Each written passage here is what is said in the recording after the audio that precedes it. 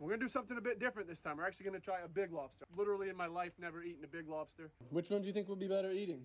You think the little one's gonna be better? You guys don't want the big one? So if you've seen my videos in the past, you know that we don't boil them, we just steam them. So only about an inch of water. Completely forgot the salt water. We're just gonna try adding salt to the water. I haven't done this before, but I assume it serves the same purpose.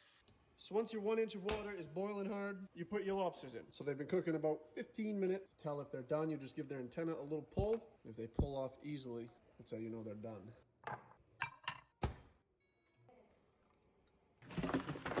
These are shedders, so they pick pretty easy. First thing is remove the tail from the body, then remove the claws from the body.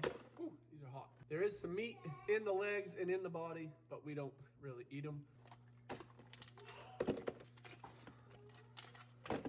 You take your tail, you fold the flipper back against itself, and you can break the flippers right off. You're then left with a little hole in the back of the tail. You can push your finger right in that hole, and the tail will come right out. Clean out the poop chute in the back, and there you go. Easy as that. The knuckles, you just bend them against themselves, go gently, and the meat will come right out on the knuckle. You can actually eat it right off just like that, or you can pick it out and put it in your bowl. Same with the other knuckle, it'll come right out if you go gently. The claw, sometimes with the shedders, you can actually pull the whole claw meat right out on the thumb. This one's so close. If you don't get it, you just break your claw open and get your claw meat. If they're hard shells, you gotta use peanut crackers. Pincher claw doesn't really come out on the thumb. You do have to break the pincher claw to get the claw meat out. There we go. See, that one came out on the thumb. When it comes out on the thumb, there is still cartilage inside of here, so you can bite it and slide it off the cartilage with your teeth, or you can slide it off with your fingers. Nice bowl full of meat. Okay, so we've added some vinegar to the butter. We're gonna take the claw, the best part, dip it in. Every time there's a big dog, right? Every time there's a big dog. And it's delicious.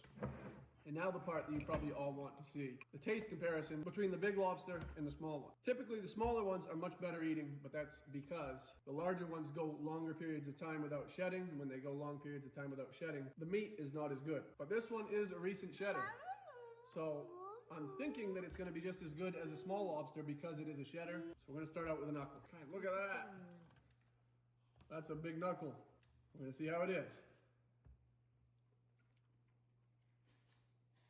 I gotta try a smaller knuckle now.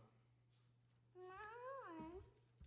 So it is really good, but I think I can tell a difference. Smaller ones do seem to be a little bit sweeter, which I am surprised by because this is a shedder just like those ones. All right, we're gonna get this guy's tail out. That's a big tail. This is literally the first time I've ever eaten a big lobster in my life. Look at the size of that tail. All right, we're gonna try the tail.